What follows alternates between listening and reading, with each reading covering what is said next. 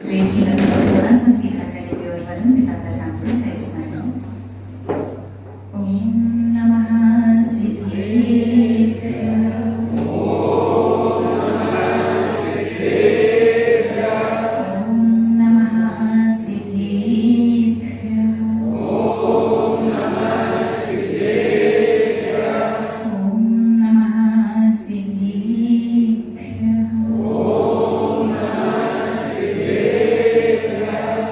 नमः श्री वैद्यमानाय निर्धूत कलिलात्मने सालोकानां त्रिलोकानां यद् विद्या दर्पणायते यद् विद्या दर्पणायते। जय बोलिए त्रकालवर्ती त्रैलोक्य पूज्य विश्वाराध्य पंच परमेश्वरी भगवान की आदि विधाता आदि तीर्थंकर वृषभदेव श्री आदिनाथ भगवान की घोर कमरूप संग विजयी श्री चिंतामणि पार्श्वनाथ भगवान की मूलनायक विराजमान विश्ववंदनीय भगवान महावीर स्वामी की परम गुरु परम पिता परमात्मा 1008 श्री सिमंदर स्वामी भगवान की 20वीं सदी के प्रथमाचार्य मुनिकुल पितामह धर्म साम्राज्य नायक चारित्र चक्रवर्ती आचार्य भगवान श्री शांति सागर जी महाराज की रत्नत्रय धारित बोधन श्रेष्ठ परम श्रद्धेय परम पूजनीय माम शिक्षा दीक्षा गुरु गणनीय हरिका श्री सौम्यानंदिनी माता जी की अहिंसा प्रधान श्रीमद जैन धर्म की गणनीय हरिका श्री शिवोगनंदिनी माता जी की समस्त हरिका संघ की धर्म स्नेही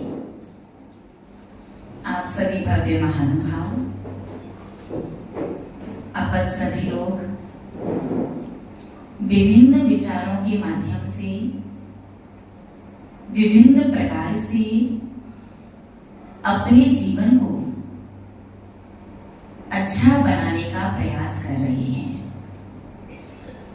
विगत कुछ दिनों से आप सभी लोगों ने मंदिर, मूर्ति, अभिषेक, पूजन, विधान आदि प्रक्रियाओं के माध्यम से अपने जीवन को अच्छा बनाने का प्रयास किया और अब कल से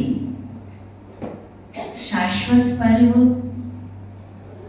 षोडश कारण व्रत प्रारंभ हो रहे हैं और अब समय है कि इस पर्व के माध्यम से इस पर्व के बारे में अच्छे से चिंतन और विचार करते हुए अपने जीवन को अच्छा बनाया जाए। 16 कारण पर्व जैसे 10 लक्षण में सभी की मानसिकता क्या होती है, 10 दिन का पर्व है, पंचमी से चतुर्दशी तक। वैसे ही कई लोगों को लगता है कि 16 कारण शायद 16 दिन का होगा, लेकिन ऐसा नहीं है। षोडश कारण व्रत जो है, भावनाएं 16 हैं और एक भावना 2 दिन तक भाई जाती है, तो कुल 32 दिन का यह पर्व होता है। ये पर्व कल से प्रारंभ होगा। एकम से शुरू होते अगली एकम तक चलता है। हाँ, एकम से एकम तक 32 दिन हो जाते हैं।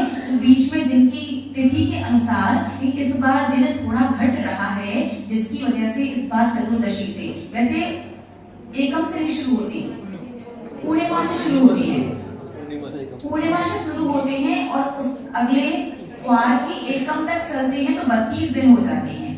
इस बार एक दिन घट रहा है, जिसकी वजह से चतुर्दशी से शुरू हो रहे हैं और आपके 8 तारीख तक चलेंगे। महानुभाव, अब इन 16 कारण व्रतों की भावनाओं के द्वारा,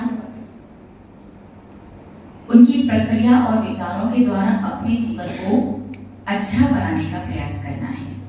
आप जब प्रवचन सुनने आओ, जब आप सभा में प्रवेश करो, तो इस मानसिकता के साथ मत आना ये विषय बहुत कठिन है, मुश्किल है, मेरे बस की नहीं है, मैं नहीं समझ पाऊंगा, मुझसे नहीं होगा। आप बस एक मानसिकता के साथ अब एक महामंदिर में प्रवेश करना। किस मानसिकता के साथ?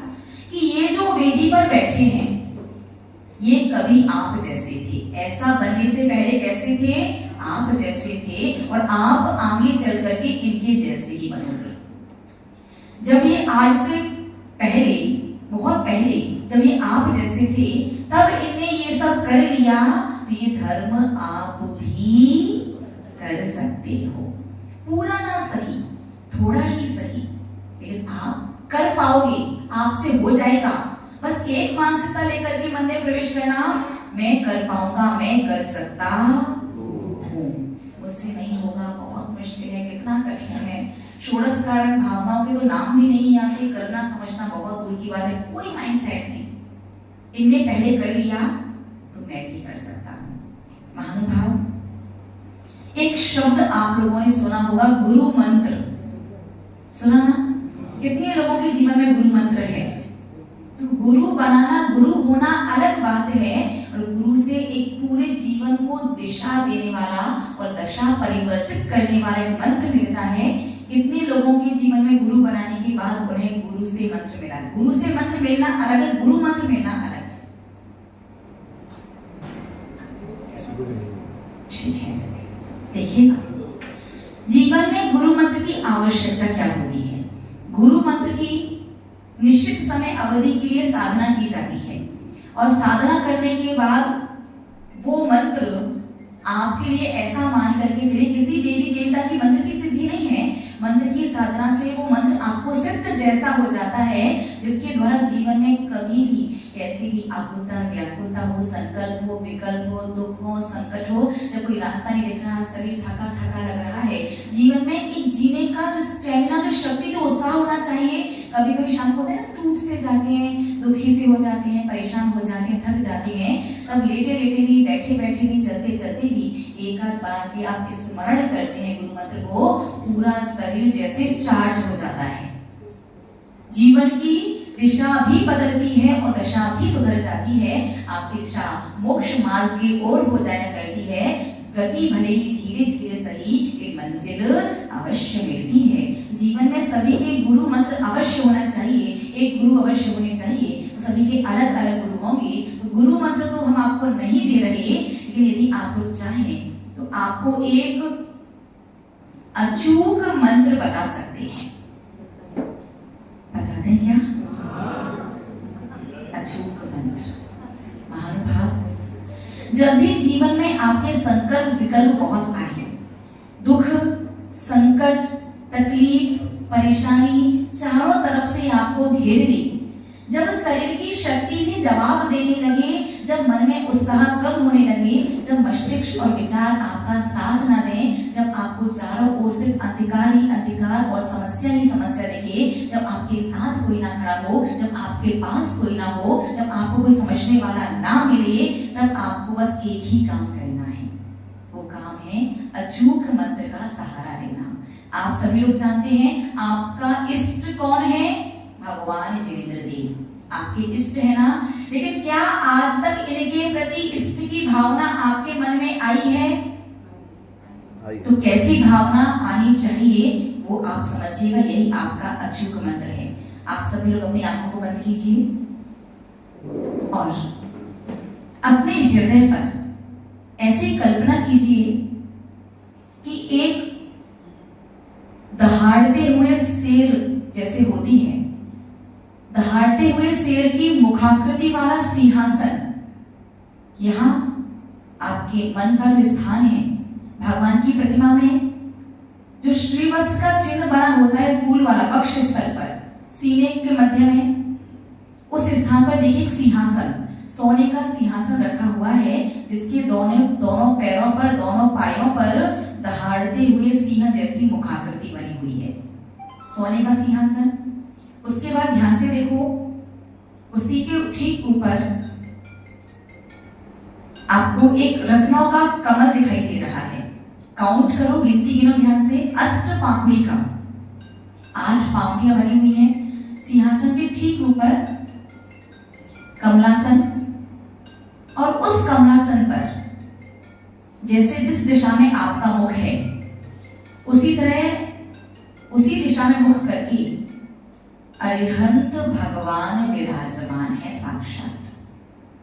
साक्षात अरिहंत कैसे होते हैं ये समझने में अभी आपको समय है, तो आप ऐसा कीजिए, आपने नीचे मंदिर के मूलनायक भगवान महावीर स्वामी के सफेद रंग की प्रतिमा को देखा है। पद्मासन, वही प्रतिमा को कमलासन के ऊपर देखिए, लेकिन उस पर कोई चिन्ह अंकित नहीं है, उस पर कोई निशान नहीं बना कि किनकी प्रतिमा है। ये प्रतिमा मात्र अरिहंत भगवान की है, अरिहंत देव की है। और आज से अचूक मंत्र जो आपकी हर समस्या का समाधान, आपकी डूबती हुई नैया का सहारा, आपको हर दुविधा, हर परेशानी, हर संकट से निकालने के लिए अचूक उपाय, वो मंत्र है, हे अरिहंत देव माम रक्ष नित्यम। हे अरिहंत देव माम रक्ष नित्यम। हे अरिहंत देव माम रक्ष नित्यम। अपने हृदय वाले स्थान पर ध्यान नहीं रखो कि दहाड़ते हुए सिंह की मुखाकृति का सोने का सिंहासन, उसके ऊपर रत्नों का अष्टपापड़ी का कमल और उस पर सफेद रंग के अरिहंत भगवान साक्षात विराजमान हैं। और जब भी कोई भी संकट, दुविधा, परेशानी, समस्या, कुछ भी जीवन में कितना भी अधिकार, कितना भी कुछ भी निराशा, कुछ भी हो, डिप्रेशन, स्ट्रेस, एंजाइटी, कुछ भी, बस आंखें बंद करके इस मंत्र को जितनी बार हो उतनी बार पढ़ना और धीरे धीरे महसूस करना कि उस सफेद रंग के अरिहंत भगवान की आकृति में से, उस छवि में से सफेद किरणें चारों ओर से निकल करके आपके पूरे शरीर में वो सफेद ऊर्जा, सफेद वर्णा फैल चुकी है। फिर धीमे से अपनी आंखों को खोलना, आप स्वतः देखेंगे कि आपका कार्य कितनी शीघ्र बन जाएगा और अच्छा होगा, सुधर भी जाएगा। खोल लीजिए आंखों को। दो बातें याद रखिए, जब अत्यधिक निराशा हो, अत्यधिक आप हताश हो जाए, परेशान हो जाए, तब ऐसा पूरी तरह से ध्यान करें। और जब जल्दबाजी हो, जल्दी हो, समय की कमी हो, काम विशेष हो नहीं रहा हो, समस्या ज्यादा आ रही हो, तो अपने हाथ को लेफ्ट या राइट, कोई भी हाथ ऐसे रखना और फटाफट से आंखें बंद करके बोलना। क्या बोलोगे? हाथ रख के अरिहंत देव, अरिहंत देव, अरिहंत देव, अरिहंत देव, अरिहंत देव। बस आंखें बंद करके कुछ ही देर में एक सफेद रंग की एक छवि, एक प्रतिमा, एक आकृति, बस यहाँ आंखें बंद करके देखना और बस ये देखना कि उस प्रतिमा से लगातार लगातार लगातार उस छवि में से सफेद ऊर्जा निकल करके आपके पूरे शरीर को कवर कर रही है। बस अगर समय की कमी है, काम आवश्यक है, जल्दी बनाना है, तात्कालिक फल चाहिए, अपना लेफ्ट राइट कोई भी हाथ रखिए, बस ये अरिहंत देव, ये अरिहंत देव, ये अरिहंत देव, ये अरिहंत देव, ये अरिहंत देव। कुछ देर जितनी देर बोल पाओ, बस ऐसे बोल के अपने काम पर चले जाना। ये अचूक उपाय है, 101% गारंटी। यदि काम सही है और आपकी व्यक्ति की भावना सही है, आप निष्फल हो ही नहीं सकते। और जो ऊर्जा और जो साहस, जो शक्ति आपको मिलेगी, आप उसकी कल्पना भी नहीं कर सकते। अभी तो शायद आप उस शक्ति को उतना महसूस नहीं कर पाओ, लेकिन आज से इसको ट्राई करना शुरू कर दीजिए। आज से नहीं, कल से। दो चीज है, जब टेंशन बहुत है, स्ट्रेस है, डिप्रेशन जैसा फील हो रहा है, एंजाइटी हो रही है, घबराहट हो रहा है, विकल्प, तनाव, अवसाद, और जब कोई रास्ता नजर नहीं आ रहा, चारों तरफ से घिरे हैं, कोई सुनने वाला नहीं, कोई समझने वाला नहीं, अच्छा करने के बाद भी लोग सिर्फ आपको ही दोष दिए जा रहे हैं। अच्छा करो तो भी आपको विकल्प हो रहा है, कुछ नहीं करो तो भी चार बातें सुनने के लिए मिल रही हैं। हर प्रकार से आपको लगने लगे कि ये मेरा मनुष्य पर है, भगवान सच में मैं जी रहा हूँ, क्यों जी रहा हूँ, क्या मेरा मकसद है, क्या फायदा है, क्या हो रहा है, कोई लाभ, कुछ उद्देश्य कुछ नजर नहीं आ रहा।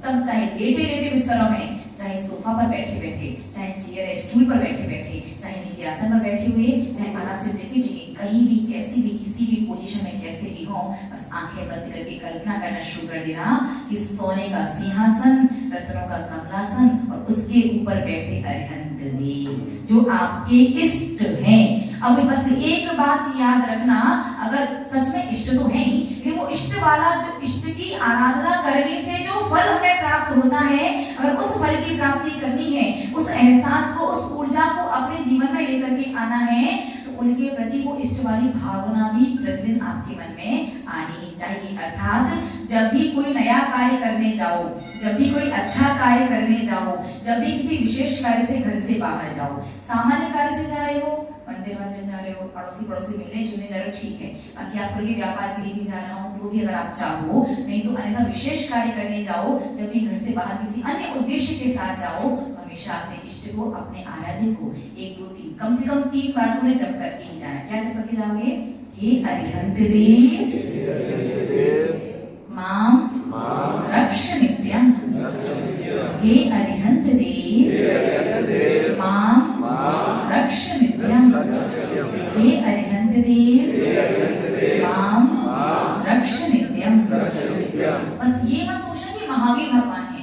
प्रतिमा व्हाइट रंग की महावीर भगवान जैसे ही देखती है, ये किसकी प्रतिमा है, इसकी आकृति है, इसकी छवि है, अरिहंत देव की। चाहे वो अरिहंत देव आदिनाथ भगवान के रूप में हो, चाहे अजितनाथ के रूप में हो, चाहे शांतिनाथ के रूप में हो, चाहे पार्श्वनाथ के रूप में हो, चाहे महावीर स्वामी के रूप में हो, चाहे वो अरिहंत श्रीमद स्वामी के रूप में हो, वो अरिहंत भगवान की छवि है। अरिहंत देव आज से नहीं, आपके जन्म के साथ ही वो आपके इष्ट देव थे। आज से आपका वो इष्ट देव से कनेक्शन और बॉन्डिंग शुरू हो गई। अब वो प्रभाव और ऊर्जा आपके जीवन में आना शुरू हो जाएगा। ये अचूक मंत्र है, इसका कभी भी प्रभाव निष्फल नहीं जाता। ठीक है, तो कहीं भी कुछ भी, किसी भी दिशा में कुछ भी, इसमें कोई कंडीशन नहीं, कोई नियम नहीं, कुछ नहीं। लेकिन हाँ, एक चीज अवश्य है, अगर इस मंत्र को अपने लाइफ में, अपने जीवन में एक्टिवेट करना चाहते हैं तो उसके लिए 1 माह की साधना करना होगी। क्या करना होगी? 1 माह की साधना। साधना का अर्थ है कि इस पूरे भादव के महीने नहीं, 16 व्रतों में पूरे 32 दिन, कल से लेकर के 8 सितंबर तक 1 माह के लिए किसी भी एक वस्तु का त्याग करना है आप लोगों को। वो वस्तु कुछ भी हो सकती है, चाहे एक मसाला हो सकता है कि भाई मसाले में प्रॉपर, जैसे बहुत सारे मसाले होते हैं, तो दालचीनी का त्याग कर दिया, लेकिन अभी दालचीनी को मत करना। व्रतों में काढ़ा वगैरह, उकाली वगैरह बनाने की काम आएगी। तो एग्जांपल दे रहे हैं, एक मसाला हो सकता है, कोई एक अभक्ष्य हो सकता है, कोई एक जमीकंद तो उसे पूर्णतः त्याग करना चाहिए। वर्ष शुरू हो रहे हैं, वैसे आप लोग त्यागी जीव ही हैं। कोई एक पर्टिकुलर प्रॉपर वस्तु हो सकती है कि इडली खा लेने के डोसे का त्याग है, उसी गोल की, उसी का, हाँ, उसी इडली बनेगी वो खा लेने के डोसे का त्याग है। हाँ, तो ऐसा भी कोई त्याग कर सकते, पर्टिकुलर किसी भी एक चीज का। अगर इसका पुण्य, इसका प्रभाव अपने लाइफ में लाइफ लॉन्ग आप एक्टिवेट करना चाहते हैं तो इसकी साधना कल से शुरू होगी। इसलिए आज हमें बताते हैं अचूक मंत्र। आपको कल 8 तारीख है ना, 7 तारीख, आज 7 है, कल 8 है। 8 से लेकर के वो 8 तारीख तक पूरे 32 दिन होंगे, 8 तक चलेगा। और बिल्कुल त्याग ऐसा, एक दिन भी एक बार भी छूट गया, टूट गया तो ये साल पूरी गई। इस मंत्र को पढ़ो, कुछ ना कुछ फल अवश्य मिलेगा। अचूक मंत्र वाला जो फल मिलना चाहिए, इष्ट से जो कनेक्शन होने के बाद जो जीवन सुधरना चाहिए, जो दशा और दिशा व्यवस्थित होनी चाहिए, उस चीज से किंचित आप वंचित रह जाओगे अगर नियम गलती से भी टूटा तो। इसलिए अच्छे से चारों तरफ से सोच लो, विचार कर लो, किसी भी हाल में 32 दिन में एक बार भी नियम टूटना नहीं चाहिए। और भी आसान, किसी प्रकार की चटनी का त्याग कर देना, चाय पिए, कॉफी त्याग, मतलब किसी भी तरह से, तो कुछ भी त्याग कर सकते हैं। तुमने एक एग्जांपल दिया है, अच्छा त्याग करो, जो पसंद हो, प्रिय हो, उसका त्याग करो, बहुत ज्यादा विशेष रहेगा। बाकी किसी प्रकार से कुछ भी त्याग कर सकते हैं, ठीक है। इसके बाद वापस आते हैं और आपको एक तो 32 दिन के लिए एक किसी चीज का त्याग करना है। दूसरा, पूरे दिन भर में 3 बार, सुबह दोपहर शाम को रात को, कितनी बार भी मिला करके 3 बार मिला करके 3 बार में आपको 27 बार इस मंत्र को पढ़ना है। एक बार में नहीं पढ़ना, 3 बार में मिला करके 27 बार। कौन सा मंत्र रिपीट करेंगे सभी लोग एक साथ? हे अरिहंत देव मां रक्ष नित्यम। हे अरिहंत देव मां रक्ष नित्यम। हे अरिहंत देव मां रक्ष नित्यम। हे अरिहंत देव मां रक्ष नित्यम। जब 32 दिन की साधना करोगे तब तो हाथ जोड़ करके बैठ करके करना है बाकी जब जीवन में लगे निराश हो, हताश हो, उदास हो, जब कोई समस्या का समाधान नहीं आ रहा, तब तो लेटे लेटे करो, बैठे बैठे करो, जैसे चाहे जो भी करो, हमेशा एक अचूक फल, मंत्र का फल मिलेगा ही मिलेगा। और जब जल्दबाजी हो, क्विक रेस्पॉन्स, क्विक फल चाहिए हो, तो क्या करना है? लेफ्ट या राइट, क्या करना है? हाथ रखना है और क्या बोलना है? आंखें बंद करके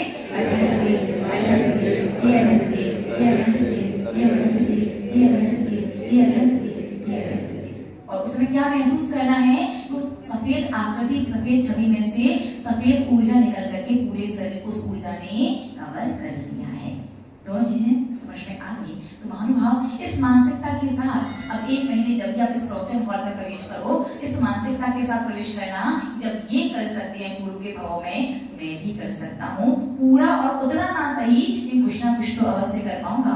महानुभाव, ये 16 दिन का जो पर्व है, यूं तो भावनाएं कई हैं, 12 भावनाएं भी हैं, मेरी भावना भी है, मेरा की भावना भी है, लेकिन इस भावना का पूरा नाम क्या है? षोडश कारण भावना। कारण शब्द किसी अन्य भावना के साथ नहीं लगा, सिर्फ किसके साथ है? इन 16 भावनाओं के साथ ही षोडश कारण भावना, अर्थात ये 16 भावना कारण है, रीजन है किस चीज के लिए? तीर्थंकर प्रकृति का बंध करवाने के लिए।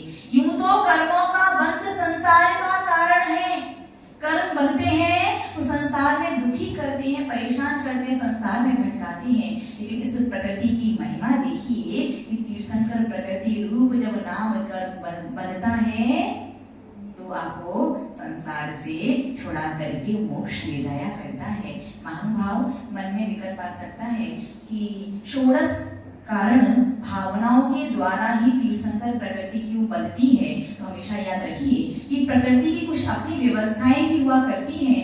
जैसे सोना 16 तापों में ही 16 बार दबाए जाने के बाद ही अपनी शुद्ध दशा को प्राप्त होता है, वैसे ही इन 16 भावनाओं को भाने से ही हमारी कर्म मन से अशुद्ध आत्मा शुद्ध बुद्ध परमात्मा स्वरूप को प्राप्त हो जाया करती है। और 16 कारण भावनाओं में विशेष है प्रथम दर्शन विशुद्धि भावना, वो तो अनिवार्य रूप से भानी ही भानी है। इस एक भावना के माध्यम से ही आप मोक्ष जा सकते हैं। इन तीर्थंकर प्रकृति का बंध करने के लिए तो पूरी 16 की 16 भावनाएं भानी है। अब ये भावनाओं को कैसे भाना है? भाना समझते हैं?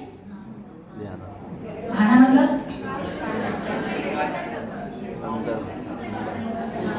अंदर अपनाना। दही जानते हो? दही, दही को पानी डाल करके फिर क्या करते हैं?